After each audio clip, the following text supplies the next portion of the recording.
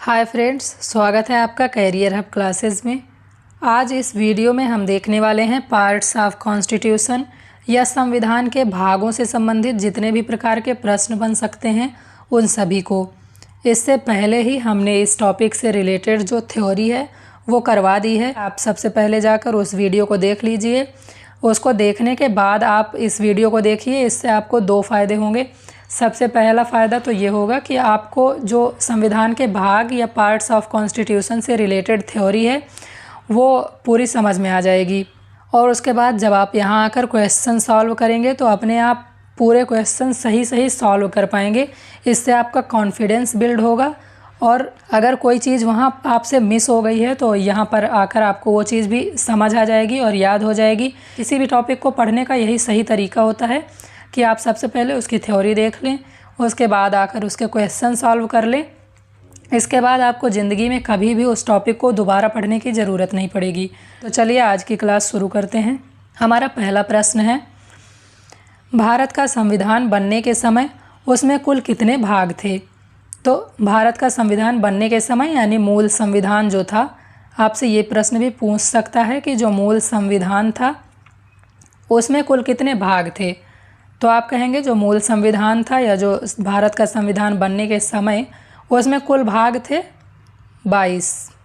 हमारा दूसरा प्रश्न है, भारतीय संविधान के किस भाग को संविधान से हटा दिया गया है?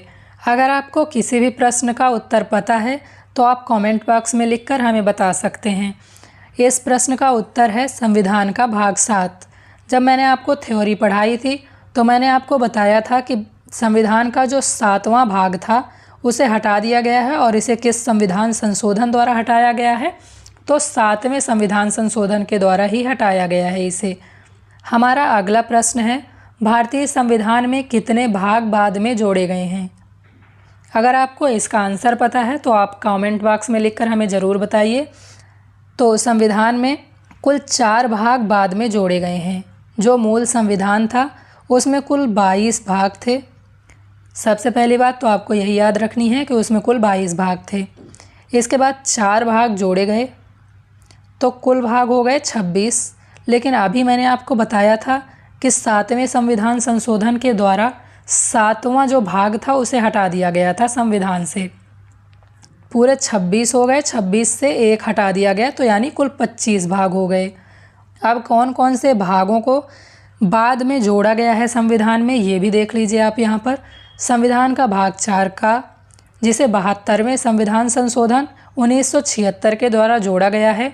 और मैंने आपको थ्योरी सेक्शन में बताया था कि भाग 4 का मूल कर्तव्यों से संबंधित है। इसके बाद दूसरा भाग जोड़ा गया है भाग 9 का। ये भी मैंने आपको बताया था, ये भाग संबंधित है पंचायतों से। फिर इसके बाद भाग जोड़ा गया 9 का और ये देखिए 9 का जो है वो 73वें संविधान संशोधन 1992 के द्वारा संविधान में जोड़ा गया था।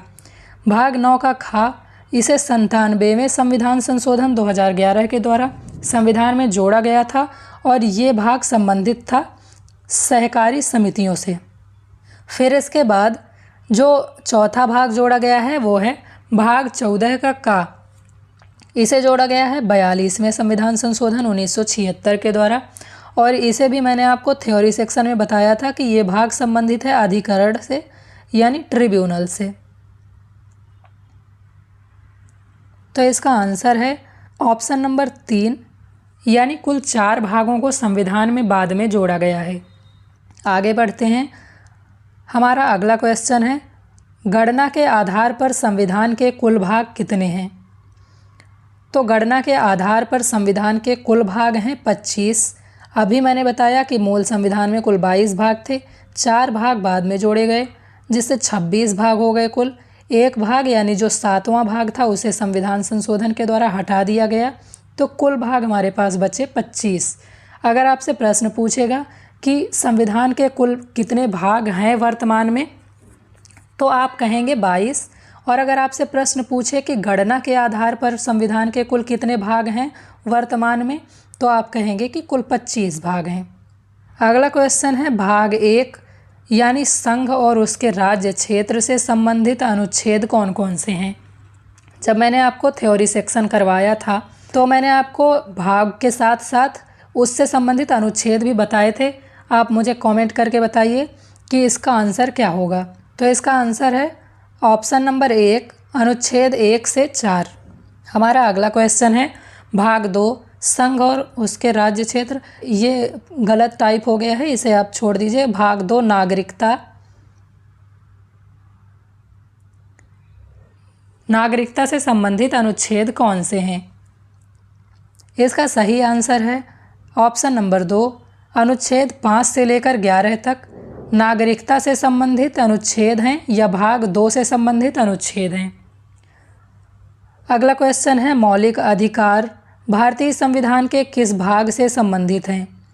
इसमें आपको भाग के साथ साथ अनुच्छेद भी बताना है, लेकिन अगर आपको भाग पता है तो आप अनुच्छेद अपने आप ही बता लेंगे। तो बताइए, मौलिक अधिकार भारतीय संविधान के किस भाग से संबंधित हैं? इस प्रश्न का उत्तर है भाग 3, यानी ऑप्शन नंबर 3। भाग 3 मौलिक अधिकारों से संबंधित है और इससे संबंधित अनुच्छेद हैं 12 से लेकर के 35 तक अनुच्छेद। अगला प्रश्न है नागरिकता भारतीय संविधान के किस भाग और किन अनुच्छेदों से संबंधित है?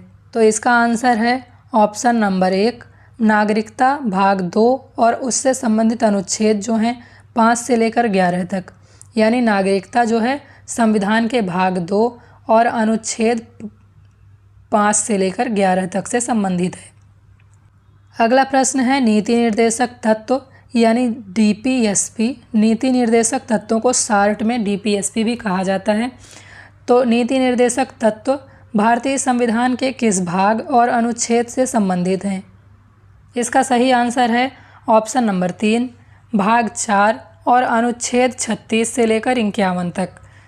नीति निर्देशक तत्वों को DPSP भी कहा जाता है, यानी directive principle of state policy. चलिए बढ़ते हैं अगले क्वेश्चन की ओर। भारतीय संविधान के किस भाग और अनुच्छेद में मौलिक कर्तव्यों का जिक्र किया गया है? याद रखिएगा, यहाँ पर मौलिक कर्तव्यों के बारे में पूछा गया है, मौलिक अधिकारों के बारे में नहीं। मौलिक अधिकारों का जिक्र किया गया था भाग 3 में, अनुच्छेद 12 से 35 तक में, और मौलिक कर्तव्यों का जिक्र किया गया है संविधान के भाग 4 के का में और अनुच्छेद 51A में, यानी भाग 4A में और 51A में।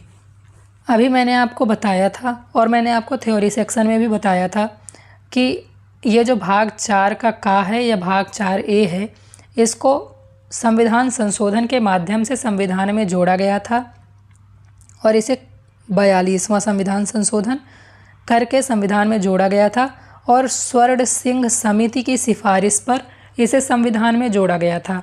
तो ये दो बातें भी आपको याद रखनी है। हमारा अगला क्वेश्चन है मूल कर्तव्यों को किस संविधान संशोधन के द्वारा संविधान में जोड़ा गया है? मैंने अभी आपको बताया है कि मूल कर्तव्यों को किस संविधान संशोधन के द्वारा संविधान में जोड़ा गया है। इस प्रश्न का उत्तर आप कमेंट बॉक्स में लिखकर बताइएगा। अगला क्वेश्चन है सही मिलान करें। भाग 4, भाग 9 का, भाग 3 और भाग 5। इधर है पंचायतें, मूल अधिकार, संघ और नीति निर्देशक तत्व। मिलान करिए आप। देखिए, संविधान का भाग 3 संबंधित है मूल अधिकारों से।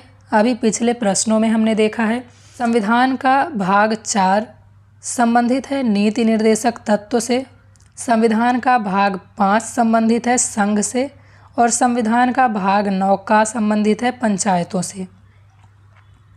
तो इसका सही उत्तर हो जाएगा A का 4, B का 1, C का 2 और D का 3, यानी 4 1 2 3, 4 1 2 3। ये देखिए, इसका सही आंसर हो जाएगा A का 4, B का 1, C का 2 और D का 3। हमारा अगला प्रश्न है संविधान के भाग 5 में कौन कौन से अनुच्छेद आते हैं? तो संविधान के भाग 5 में अनुच्छेद 52 से लेकर 151 तक को शामिल किया गया है और अनुच्छेद 52 से लेकर 151 तक यह संविधान का भाग 5 संबंधित है संघ सरकार से। हमारा अगला प्रश्न है संविधान के भाग 6 में कौन कौन से अनुच्छेद आते हैं?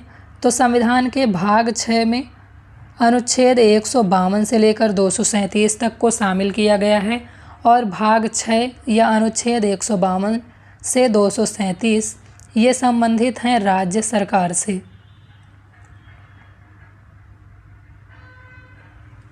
ये बात भी आपको याद रखनी है कि संविधान का भाग 6 संबंधित है राज्य सरकार से या अनुच्छेद 152 से लेकर 237 तक संबंधित हैं राज्य सरकार से।